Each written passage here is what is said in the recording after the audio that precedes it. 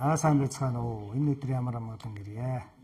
За та бүхэндээ бид алтан дээд үнний аялгау гэж монголчуудын түүхэн үнцнээр цаг хугацаагаар шалгагдсан оюуны их бүтээлийг бас та бүхэндээ бас тавилж томьёолж түүн дотор монголчуудын аж төрхийн ухаанаар яаж амьдарч ирсэн бэ? Яагаад өнөөдөр цагт бидний одоо энийг хэрэглэх болсон гэдэг зүйлүүдийг одоо бид нар өнөөдрийнхээ амьдралд яаж хэрэглэх юм гэдэг талаас. За онлын үздэг юм байна. Онл дотор нь бид нар өнөөдөр энэ монголчуудын аж төрхийн ухаан болов байдгийн байна. Тэгээд энэ 800 жилийн дараа бид нар төртөөлүүлж ирээд ном болоод биднээс өнөөдөр судлагдсан болоод ирсэн та бид маш олон онгодуудын буултууд, маш олон энэ одоо өргөөнүүдийн номуудыг уншиж байна. Түүний дотор бид нар бас энэ алтан дээд үнний аялгау гэж монголчуудын үүслийн үеэс өнөө хүртэл өртөөлүүлээд ирсэн энэ сайхан одоо аялгауг тайлж томьёолж мөн алтан дээд гэрээ гэж энэ монголчуудын хөхмөн тэнгэрээс хөхнөрөд тулан хүлээлгдсэн алтан үнний хэлцэл буюу аж төрхийн ухаан байсан байна. Энэ аж төрхийн ухаан дотор юу байгаа юм бэ гэд бид ингээд судлаад үзэхээр өнөөдөр маш олон талаас нь судлаачид ирээд бас энэ зүйлийг яаж хэрэглэх үү гэдэг зүйлүүдийг одоо бид нар өнөөдөр энэ аргын өнөөдөр энэ амьдарч байгаа амьдрал дээр яаж хэрэглэх юм бэ? Одоо судалж мэдсэн зүйлүүдийг өнөөдөр бид нар хэрэглэх юм болох хэрэгтэй юм тийм. Яаж хэрэглэх юм гэдэг талаас нь та нартай бид нар өнөөдөр би одоо энэ алтан дээд үнний аялгау Монгол энэ судалгаа бүр монголчуудын одоо төр барьдаг онол нийгмийн харилцааны онол мөн их засаг хуулиудыг өнөөдөр бид нар энэ төр засаг болон өнөөдрийн бид нар энэ яриад байгаа үндсэн хууль гэдэг зүйлүүд рүү оруулах бас энийг яаж хэрэглэх юм бэ гэдэг зүйлүүд рүү одоо амьдрал дээр энийг авч явах хэрэгтэй болоод тэгэхээр энийг одоо бас судлаад амьдрал дээр яаж хэрэглэдэг өнөөдрийн төр нийгэм гэж яриад байгаа төр гэж яриад байгаа засаг гэж яриад байгаа зүйлүүдийг яаж засаж болдгийг яаж хэрэгжүүлж болдгийг гэдэг зүйл та бидний энэ өвөг дээдсээс олонлуулж ирсэн байна. Тэр дундаа энийг бас судлаад энэ өнөөдөр дэлхийн нийт одоо бас энийг гэрээ хэрэгтэй юм байна. Бас одоо энэ Монгол уламжлал төрөө авч явах бас нэг юм онол хэрэгтэй юм байна гэдэг зүйлүүдийг бас одоо хэрэгжүүлэх зүйлийг ингээ хайгаад явж байгаад бас одоо энэ социолог судлаач эдэнд нь энэ амттайгаа бас хоёулаа нийлээд бас олон жил бид нар энэ судалгааны хийгээд бас энэ Орос болон одоо энэ том эдэмшлэгийн хурлуудаар цуг явж тэгээ явж байхдаа энэ эдэнд ингээд андын одоо бас энэ төрийг яаж барьдсан бэ? Төрийн тухайд Монгол онол гэж энэ төр гэдэг зүйл хаанаас бүтдээ? Төрийг яаж бүтээдэг? Төрийг яаж байгуулдаг гэдэг талаас нь маш энгийн өнөөдрийн энэ одоо дэлхийн нийтэд энэ социолог судалгаа хийгээд энэ монголчуудад тэгвэл энэ төрөөн барьсан тэр онолтой улсууд байсан юм байна гэдэг зүйлүүдийг дээгэл гойлцсон гэдэг тийм. Хүн төрөлхтний түүхт орон дахинаас ихтэй тэр дундаа Төв Азийн элгийн нутагт байгаа төрөөн байгуулж чадсан зон голын сая ард түмэн гэдэг юм аа гэж. Тэгэхээр бид нэр төрөөн байгуулсан бас түүхтэй юм байна. Тэр дундаа энэ андаймаар бичсэн төрийн тухайд Монгол онол гэдэг энэ ном дотор бас энэ төрийг яаж байдаг энэ сайхан зүйлүүд байгаа учраас бас өөрөөр нь яриулъя гэж өнөөдөр бас эндээ ирсэн юм аа. Та энэ бас номынхаа талаар бас ярьж өгөөч. За алтан дээд гэрээтэй тэдэр бол хоёулаа уягдаж энэ талаар судалж яваад яригдсан тийм. Тэгэхээр яг хөө энэ номыг бичих шалтгаан юу болсон бэ гэхээр гол нь ерөөсөө дэлхийд дээр байдаг бүх төрийн тухайд онол одоо нэгсэндээ бол энэ үндсэн хуулиуд тэр төрийн онол дээр тодорхой хэмжээний үндсэн хууль бичигддэг. Тэр төр эрхцэн онол дээр бол үндсэн хууль бичдэг учраас манай Монголд бол өөр орны өөр иргэншлийн одоо нэгсэндээ суурин иргэншлийн төрийн төр эрхцэн онол дээр манай үндсэн хуулиуд бичигдсэн байна. За тэгэхээр яг хөө бид нар 1924 он хүртэл буюу анхны үндсэн хууль баталцал бид ямар их зүгээр ямар төрлийн онолоор явж ирсэн бэ гэдэг асуудал гарч ирж байгаа юм. Яг бол тэрнээс 24 оноос өмнө бол манайч л хууль цааз байсан тодорхой хэмжээний одоо бичгүүд байсан. Тэгэл нэг тэр хууль цаазын дагуу бас тэр шийдэх мэдэх тэгэл тэр хууль цаазын дагуу төр улсаа байгуулад яваад ирсэн шүү дээ. Тэгэхээр энэ үднээс ярих юм бол жишээлбэл одоо 24 оноос эхлээл тэр бид чинь коминтерны нөлөөнд ороод тэгээд марксист ленинист төр эрхцэн онолоор үндсэн хуулиа бичсэн байсан. За 92 он болоод ирэхээр бол бид нэр барууны үзэл рүү орж байгаа ингээд капитализм байгуулна гэдэг тэгээд нөгөө гэрээний Руссо Говсын гэрээний төр хэвцэн онлоор одоо энэ үндсүүдэ бичсэн байдаг. Тэгэхээр энэ үндсэн хууль ер нь бол яаж бичдэг вэ гэхээр тодорхой хэмжээгээр бид түрүүлээ төр хэвцэн онл байх хэрэгтэй. Тэр төр хэвцэн онл бол ямар дандаа тодорхой хэмжээний суур философитер үндэслэн байдаг. Тэр тухайн нийгмийн гэх юм да. Тэгэхээр бид нар бол ерөнхийдөө бараг одоо 100 жил дандаа харийн онл арга зүгээр харийн философор суурилж явсан гэсэн. Тэгээ бүгд бол баруун Европын гаралтай. Гэтэл Монгол төрийг дахиж сэргээе Монголоор нь хөгжүүлэх гэвэл ерөөсөө Монгол философитер суурилах хэрэгтэй нэгдүгээр. Философи хэрэгтэй. Тэгээ тэр философи нь яа харбал одоо энэ алтан дээр гэрэл болж байгаа юм л да. Энэ философи монголчуудын тийм. Тэгэхээр энэ номных нь суурьнд бол энэ байна гэсэн. 800 жилийн өмнө хэзэн Чингис хааны баг хут халуур хийцний статн тэр сархтан бикий хатан хүн мөнхийг их Монгол улсын хаанаар өргөжлөгдсөн тий энэ төрийн мартахын нүдийг хаа төрийн амин чанарын онол ийм төр барьдаг онол байна. Нэг нь нийгэмтэй нэг хэмээд зохицуулагддаг бас онол байна. Бас их зэсэг гэдэг юм бас засаж болдог юм. Энэ зүйлүүдийг л өртөөлүүлж явсаар байгаад сая 2000 онд гаргаад ингээд судалгын бол гараад тавьсан. Түүнээс хойш энэ алтан дээлгэрийн алтан дээр үнний аялал судлаад маш олон судлаачид маш олон судалж. Одоо харин энэ төр нийгэмд одоо хэрэгтэй болсон онол юм шүү. Тэгэхээр энэ дэлхийн нийтнийг онол хайгаад байгаа юм уу, философи хайгаад байгаа юм уу? Бас нэг үжил хэрэгтэй байна тий. Тий, яг нь ер нь одоо жишээлбэл тэр энэ ном бол 2002 оноос л бол гарсан л да. Тий. Тэгээд ийм философитой байсан байна гэдгийг бол мань бит бол мэдж авсан. Гэхдээ энэ ном бол нэлээд дээхэн 90-ад онд бол бичигдсэн ном. Хамгийн сонирхолтой нь бол нөгөөт нэг их сурж буюу манай Монголын аман зохиол үлгэр домог зүрд зүгээс гадна тэр бөөгийн буултад бас байсан. Тэгээ тэр мэтийг сондлоод ер нь тэгээд 10 цуудын тогтолцоо, айлын тогтолцоо гэдэг утгыг судлаад үзэхэд тэгээд эцсийн нүндээ бол ерөөсөө цаад амин чанар нь бол мөрөгчдөг юм байна.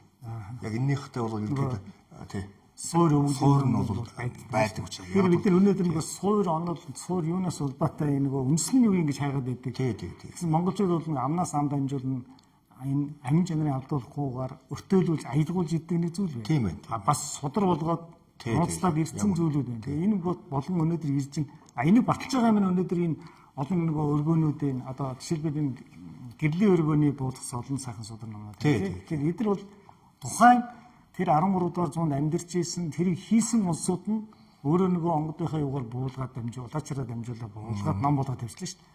Тэгэхээр өнөөдөр бид тэр зүйлүүдийг бас аваад бас өнөөдрийн шинжлэх ухааны зүйлүүдийг аваад өнөөдөр энэ дэлхийг юугаар андууших юм? Юугаараа энэ хөх Монгол гэдэг зүйлээ батлах юм бэ гэдэг зүйлүүдийг яриад байна л да тийм. Тэгэхээр өнөөдөр яг энэ зүйлүүд яригдах болоод энэ юмнууд гарч ирсэн байна. Тэгээ энэ дунд бас нэг том эрдэнэт хүний нөгөө бүтээлүүд байдаг тийм. Супер нэгдлийн онол гэдэг. Эсвэл чээд нугаа одоо бас нэг энэ дэлхийн нийтэд агуулдаг нэг Pax Mongolica тийм. Тэр Pax Mongolica гэдэг нэр нь бас өнөөдөр бас улсаас болоод байгаа энэ ямар утгаар Pax Mongolica байх хэрэгтэй юм. Энэ дэлхийн нийтэд одоо энэ заавал нэг Pax гэдэг зүйлүүд нь гарч иж ер нь дараагийн нийгэм авч явдаг юм болов. Зөв. Нэгсэндээ Pax Mongolica гэдэг чинь одоо ерөнхийдөө дэлхий дээр энэ 2000 жилийн дотор одоо нэгсэндээ одоо 2023 он болж шүү дээ. Тэгэхээр энэ 2000 жилийн дотор ерөөсөө дэлхийд дээр дөрвөн Pax байсан. Одоо дөрөв дэх Pax нь ерөнхийдөө нурж байна. Тэр нь бол нөгөө доллар нурж байгаатай холбоотой Америкт болчихсон. Pax Americana гэж явдаг. Тэгэхээр эхний Pax бол Pax Romana гэдгийг бол ерөнхийдөө хүн бохгүй мэдж байгаа. Дараагийнх нь Pax бол Pax Mongolica байгаа юм л та. Тийм учраас ер нь бол энэ яагаад Pax Mongolica гэж ирэхээр бид нар бол дахин даяарсах тийм боломжтой. Яагаад гэвэл бид нар цаана нөгөөд нэг даяар одоо Монголыг бүгдийг ганц Монгол биш ерөөсөө дэлхийг засах хэмжээний тийм одоо философи судруудтай байгаа учраас яагаад бол нэгсэнтэй ч гэрээ гэж байгаа шүү дээ. Алтан дээр гэрээ. Тэгэхээр сая болтол энэ 2 жилийн энэ 2000 жилийн дотор ерөнхийдөө хуучин гэрээгээ засглаад ирлээ шүү дээ. Ерөөсөө л хуучин гэрээний л ертөнц байлаа. Тэгэхээр энэ бомбын эрэнд бол энэ алтан дээр гэрэл одоо шинэ нэг гэрээ хэрэгтэй. Нэг гэрээ хэрэгтэй байгаа. Тэр нь бол нэг алтан дээр гэрээ болж таарж байгаа юм л да. Тийм. Тодорхой цаг хугацаа энийг бас судалж байгаа үйл явдал тийм. энийг судалж байгаа хүний хувьд одоо энийг бас тодорхой хэмжээр тайлаад тэгээд тэр тайлах бүтээл бүр орс руу нь одоо орчуулах шаардлага үүсч байна. Энийг бол хүмүүсийн хэл рүү орчуулж одоо нэг библи содох шиг л тавих цаг үе нэрж байна л да. Өнөөдөр одоо нэг еврей судар Кабалагчин дэлхийн нэг том судлагдсан болоо том иргэнт сургуулийг яваад байна шүү дээ. Монголчууд бол 800 жилийн өмнө өөрийнх нь төрийн тэрнээс ч өмнө байсан. Тэрнээс өмнө байсан. Тэгэхээр одоо энийг бид нар өртөөлүүлээ энэ цаг дээр бас гаргаад тавьчих юм байна гэдэг. Яг нь ер нь бол ийм байна л да. Яагаад Монгол төрийн онол хизээс байсан гэдэг утга нь бол жишээл хөнөөгүүдэд 10 цутын тогтолцоо буюу айлын тогтолцоо бол байсан байна. Нэгжийн тогтолцоо. Өнөөдрийнхөр бол нэгж багаас эхлээд одоо энэ хорон хорноос эхлээд явах хэрэгтэй байна шүү дээ. Тэгэхээр тэр одоо нэгжийн тэр тогтолцоо буюу одоо тэр фрактал гэдэг тогтолцоо бол фракталын тогтолцоо бол анх одоо ямар ч хөнөөгчдийн зүгт байсан учраас тэр бол ерөөсөө энэ Монгол төрийн тогтолцооных нь цөмд байхгүй да. Одоо таны номон дээр тэр 3 онолоор фрактал бүтцийг задлаад тавьсан. Тэгээд энэ айлын одоо 9 бүл нэгдээд нэг гал тэгээд отго тэгээд айлын 3 бүл нэгдээд нэг гал болоод 9 болно. Тэгээд 9-9-өөр 3-3-аар 9 болоод тэгээд 81 тэгээд цаашаа. Тэгэхээр 3 ондоор бол тэр фрактал бүтцсэн. Тэгэхээр нөгөө J1 супер нэгдний ондод бас 3 онд. Бүх зүйлүүд энэ 3 ондод дэлхийн нийтийн фрактал бүтцээр өөрө бүтдээд байгаа юм лу. Таны нэг бас Монгол өчгийн нөгөө нэг татлан Монгол өчг дээр одоо өнөөдөр компьютерийн бас энэ хэрэглээг ерөөсөө хийчихвэл юу болно гэж бас нэг гоё юу болсон. Нэгсэндээ бол яг Монгол одоо нэгсэндээ одоогийн компьютер чинь латин үсэг англи хэл дээр суурилсан байгаа шүү дээ. Латин үсэг дээр. Тэгэхээр одоо энэ компьютерыг бол ямар ч хэл дээр ямар ч одоо тэр үсгээр суурилж болдго юм л да. Тэгэхээр Монгол үсгээр суурлаад бичих юм бол илүү түргэн байх магадлалаас гадна ерөөсө баталгаатай асуудал. Яг тэр чинь машины чинь дотроо нөгөө тооцоо ихтэй аль болох цөөхөн тэмдэгт байвал тэгэл хурдан ажил. Тэр утгаараа Монгол тэмдэгтүүд чинь ерөөсө 13 зураг байгаа. Тэгэл тэрэн дээр суурлаад хийсэн компьютер мөн тэрнээс гадна нөгөөд нэг утгад хэсэгт гэдэг утгаараа утгыг шууд нөгөө үг болгоно агуулдаг учраас бүр нөгөө хиймэл оюуны програм хийхэд Монгол бичгээр Монгол хэл бичгээр хийхэд илүү дөхөм гэдгийг л биелэх гэдэг байна. Монгол чинь 13% юм дээр тэгэд 13 одоо нэгс зураг байдаг. Нэгс 13 үсгэл гэсэн үг л дээ. Тэгэхээр бүр одоо энэ хард мард одоо тэр дүүрх мөрхөн бүр байхгүй болох юм. Тийм ингээд байхгүй. Тэгээд жоохон архитектурнд баг зэрэг өөрчлөхөд тэгээд энэ тэр бүр системийн төвшөнд бол хийгд бол уг нь нэг тийм нэг төвхтэй юм биш лээ. Суур нэг ямар. Монгол одоо тэгвэл Монгол энэ үсэг энэ Монгол юм дээр гурвлын ондоор энэ өнөөдөр дэлхийн нийт хайгаад байгаа энэ шинжлэх ухааны технологиудыг бас энэ Монгол онд дээр хийж болохоор юм байгаа юм шиг. Гэхдээ ерөөсөө л одоо энэ хин тийм ээ. Одоо нэгсэндээ манай Монгол улс чинь бол ерөнхийдөө энэ дэлхий дээр нэлээд их суур юмнууд хийцэн байна. Одоо ингэ чээр нөгөөч нь бол энэ Пакс Монголоос хамгийн гол нь тэр орны нэгдсэн онол гэдэг утгаараа тэр цоошин томьёо гаргацсан. Ямар ч супер нэгдлийн онолоор тийм супер нэгдлийн онолоор томьёо гаргацсан. Тэрэнд юу гэхээр бүх тогтнолуудыг одоо тэр алтан батлын тогтнолыг оруулаад ингээд нэг тэнцвэл нэг юмд бол нэг хавцын тэнцвэлчгэр чинь шинэ онол болоо явчих. Шинэ физик болоо явчих. Таны одоо энэ дэр батлах гэдэг бас энэ ном байна л да. Их Монголыг босгох төлөвлөгөө гэдэг. Тийм. Энэ одоо өнөөдөр тэгэхэд бас хэрэгжих болцоотой. За энэ бол нэгдүгээр бат. Нэг боёо чинь ерөөсөө миний бичиж байгаа зүйлүүд чинь ерөөсөө төр өгцөн Монгол онол байхгүй да. Төр өгцөн Монгол онолыг нэгдүгээр бат гэж ойлгож байгаа. А энэ бол төр өгцөн Монгол онолын хоёрдугаар бат. Гэхдээ эндээс нэгэлт төр өгцөн гэдэг утгаараа тэр төрийн онол чинь өөрөө тодорхой хэмжээний тийм төр улсыг одоо нэгстэй байгууламжийнх нь онол гэсэн үг шүү дээ. Тэгэхээр ерөөсөө л манай Монголын тэр нөгөө тэр фрактал ононыхаа дагуу ч гэсэн технологид байна. Тэгээд яг тэр технологийн дагуу ерөөсөө энэ менежмент төрийн бүтэц тогтолцооных нь тэр матрицсан гаргаж ирж байгаа учраас тэр матриц нь ерөөсөө байгалийн бүх үзэгдэлтэй суурьтай нэг суурь учраас тэр 3 онол гэдэг утгаараа тэр утгаараа энэ манай Монгол төрийн тэр бүтэц тогтолцооч ерөөсөө тэр тогтолцоогоор дэлхийг нөмөрнө гэсэн үг байхгүй. Тэгвэл ерөөсөө энэ байгаль дээр байгаа бүх юм нөгөө мөнгө тэнгэрийн залгигаар оршин байна. Тийм бүх юм уйлаа. Байгалыг таниул замын хэсэг. Замыг таниул яс үүсэн яс таниул төр бүтнэ гэдэг үг чинь ерөөсөө энэ дотор байна. Тийм. Тэгэхээр чи яг тийм. Тэгэхээр чи их Монгол ерөөсөө их Монгол улс гэхгүй зүгээр их Монгол ерөөсөө өөрөө ирэхгүй тэр төрийн одоо бүтэц мөн одоо энэ Монгол философи дээр суурлаад үүссэн энэ төрийн бүтэц чинь өөрөө энэ аргагүй ихэнд ингээд автоматар бүрхэж эхэлдэг юм байна. Нийсэндээ одоо нэг засаг одоо эцчигсэн хаана хэлсэн бэ? Одоо тэнгэрд нэг нар байдаг бол тийм ээ. Гадаад нэг хаана байсан байна тэгээд нэг засаг байна гэдэг чинь тэр үнэхээр цаанаас логикоор гараад ирдэг юм байна. Газарт үүсгэн мандаж тэнгэрт мандан мадарна гэдэг. Тэгэхээр тэр утгаараа ч гэсэн энэ бол ерөөсөө Монгол бол тэр энэ Pax Mongolica гэж тогтох нь бол тодорхой. Тэр Pax Mongolica үнэхээр үндэсний даяар туслуулж байгаа. Нэгсэндээ дэлхийн аврал гэсэн байна. Одоо зөвхөн төсөл хэрэгтэй юм биш. Нэг философитой, нэг төсөлтэй, нэг гэрээтэй байх. Яг үнэ, яг үнэ. Тэгэхээр одоо өнөөдөр яригдаад байгаа энэ үндсэн хууль, энэ яриад байгаа юмнуудын чинь гол суурь нь өөрөө энэ Pax Mongolica байгаа юм. Тий. Нэгсэндээ Pax Mongolica чинь Pax гэдэг утгын чинь өөрөө бол одоо жайг гэж орчуулж болно. Инх хамбалан гэж болно. Гэхдээ инх хамбалан бол хамгийн сүүлчийнх юм бол жайг ертөнц одоо нэг дэглэм журам одоо нэг л тийм тогтсон нэг бүрэлдэхүүн тогтцоо гэсэн санаатай. Тийм тогтцоо гэсэн. Нэг нийтлэг нэг тогтцоо. Гэхдээ дэлхийн шүү. Дэлхийн хэмжээний нийтлэг тийм тогтцоо. Тэгэхээр одоо бол яг одоо Pax Americana гэдэг утгаараа одоо жишээлбэл та нар тэр Америкийн бүх бүтээгдэхүүн яаж талцсан байна тийм ээ. Тэр оюун санаа хүмүүс оюун санаа нь яаж төгссөн байна.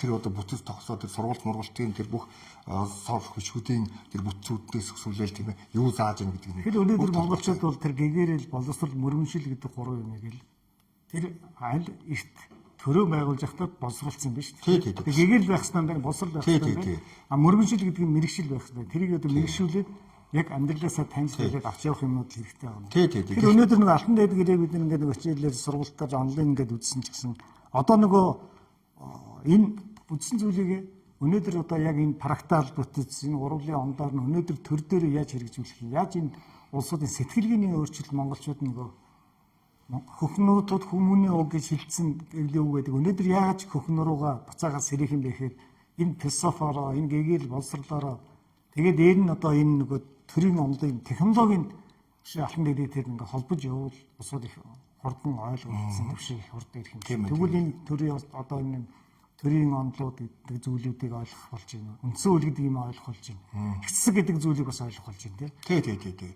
Ер нь тий одоо нэгсэнд бол энэ бүгдээр холбоотой байдаг юм байна. Тэгэл одоо энэ номд бол гол гаргалгаа нь бол Монгол экологизм гэдгийг л гарч ирсэн. Нэгсэндээ одоо бид нар юу байгуулах гэхээр чинь бас нэг изм заавал шиг шаардлагдан. Изм чинь номлол байхгүй тийм ээ. Тэгэхээр бидний номлол бол ерөнхийдөө тэр капитализм биш, социализм биш, тэр экологизм гэдэг одоо барууны нэрийг хэлж байгаа ямар учиртай гэхээр ерөөс нь байгаль орчинтойгоо хүн байгаль энэ гурвын энэ тогтцоонд бол яаж одоо зөв нэг экосистем буюу одоо нэг дотроо ингээд бүрэн харилцан хамааралтай нэг нөхсөн тэр системийн тухай үзэл баримтлал байгаа л да.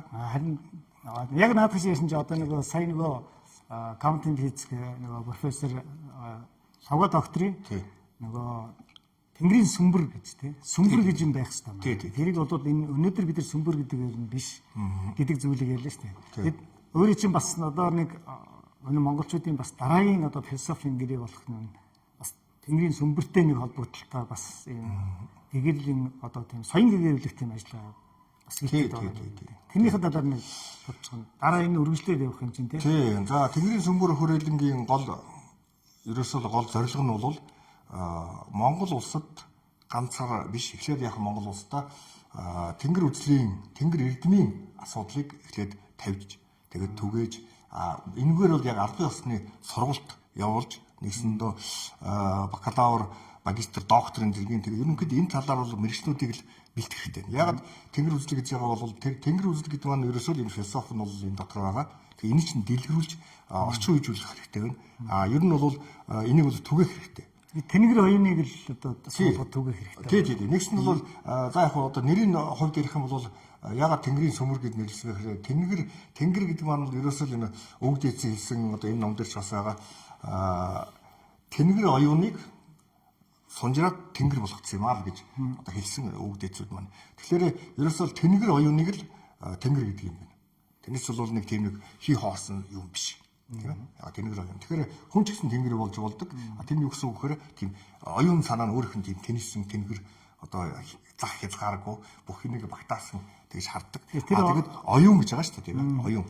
Ийм оюун гэдэг нь юу гэсэн үг вэ гэхээр бол оёх гэсэн одоо язгуур үгийнх нь оюун нь бол ухаан гэдэг нь бол ухаж ухах үг. Нэг нь бол юу болж байгаа синтез болж байгаа, нөгөөх нь бол юу анализ болж байгаа юм л да. Тэгээд тэр бас нэг тань мэдхүүн хоёр л арга л да. Тэгэхээр одоо яг энэ толгомцсон одоо энэ эрдэмтдийг нэгтгэхэд энэ тэнгэрийн сүмбэр хүрээлэн дээр эрдэмтд нь өөрсдөө ингээд нэгдээд өөрийнхөө нөгөө санж мэдсэн дэлхийд гаргасан том бүтээлүүдээрээ одоо нөгөө тэнгэр оюунаараа тэр улсуудыг гэгэрүүлж сайн гэгэрүүлж хийх юм бол монголчууд нөгөө нэг философи, нэг үзэл дор бүгдээрээ энэ эрдэмтдийн бүтээлтэй нэг дор суралцаад түүнийгэд энэ дэлхийд түгэх энэ зүйл нь хийгдэх юм энэ сүмбэр хүрээлэн тий. Яг үнэ сэнгэрийн сүмбэр гэдэг утга нь ерөөсөө өөрөө бас тэр оргил гэхээс гадна бас ингээд сүм гэдэг утгаараа нөгөө гол гэсэн нугшгүй гол уян хатан болгоч нугшгүй гол гэсэн үг шүү дээ. Одоо нэг сүмб мэтийн одоо тэгээ галактикууд энэ утгаар. Тэгэхээр галактикаар ярих юм бол ерөнхийдөө бол ингээд галактик багч дундаас нь ингээд соёлон гарсан тэр энергийн одоо нэг гол байдаг л да. Тэр босоо голч тий. Гэх мэтийн тэр чинь бол нэгэн зүйлийн сүмбэр байхгүй тэр чинь сүмбэр. Тэгээ гол гэсэн үг. Тэгэхээр тэнгэрийн гол тэргийн оюуны гол тэнхлэг гэсэн санаа байгаа. А түүнээс гадна хамгийн гол нь бол бид нар яг монголчууд тийм боломжтой байна гэдгийнх нь гол одоо нотлохоо гол баталгаа нь бол жишээлбэл барууны ертөнцид ер нь тэгээд орны энэ хятад эдний ертөнцид бол ерөнхийдөө арга билег гэдэг утгаар зөвхөн хоёрын тоодоор ярьдаг. Тийм ээ. Нэгсэндээ хоёрын тоо, хоёрын одоо компьютер чинь бол бас хоёрын кодер явж байгаа техник гэсэн. А гэтэл Монгол уламжлалт ухаан, Монгол уламжлалт одоо сонгодог Монгол философи бол гурван онол дээр буюу гурав дээр тогтцсон байгаа. Нэг тетрайдер дээр. Тэгээд энэ гурав дээр байдаг учраас тэгээд нөгөө дэнс татах гэдэг энэ дэнслэх ерөнхийдөө энэ тетрайдер үүсчихдэг. Тийм учраас энэ тетрайдерын одоо тэр нь фрактал болчих жоохгүй анхдагч тэр юм. Тэгээ энэ бүтц бол одоо нэгсэндөө төгс одоо ерөөсөл байгаа тэр төгс тэр квант механик гэсэн бол хэрийг бол ерөнхийдөө гаргаж ирээд байна. Тийм учраас юу гэж хэлэх гэж байгаа гэхээр ерөөсөө манай Монголд бол энэ ертөнцийг дахин шинээр засах буюу тэр экологизмор засах буюу одоо энэ гариг дэлхийн бүх юмх нь цогцоор нь экосистемээр засах тэр боломж бол тэр философи аргач нь ганц Монголд л байдаг юм байна гэдгийг л би одоо баталгаатай хэлж чадж байна. За. Тэгвэл одоо дараагийнхаа энэ сургалт юмнуудаа тэнгэрийн сүмбэр хүрээлэн эсвэл цаашаа нөгөө эрдэмтдийн бүтээлтэй холбож мөн алтан дэд ирээгээ энэ одоо төрийн тухайд онолд энэ монголчуудын төр барих ёс онол энэ нийгмийн харьцааг яаж зохицуулдаг.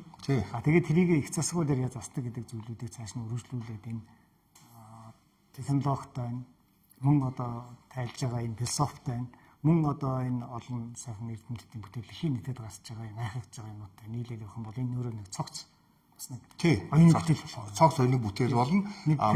Философи бол мөн тэгээд манай монголч одоо ерөөсөө энэ дэлхийг засах тийм шин гэх юм одоо хуучнаараа бол Монгол орол доо. Гэхдээ дэлхийд бол цоо шин тийм одоо вижн буюу цоо шин тийм ирээдүг хүн төрөлхтний хөгжлийн ирээдүг бид нар харуулж чадж байгаа юм. Тийм.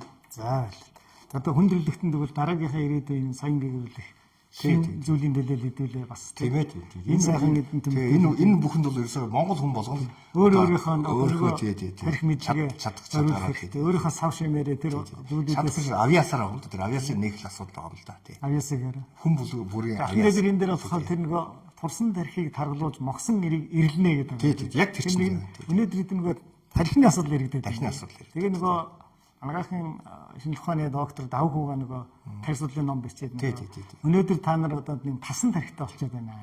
Тарих мэдлэгээ цэнгэлээ гэдэг зүйл чинь бас тэд дээр яваад байна тийм. Явуулгүй явах тийм.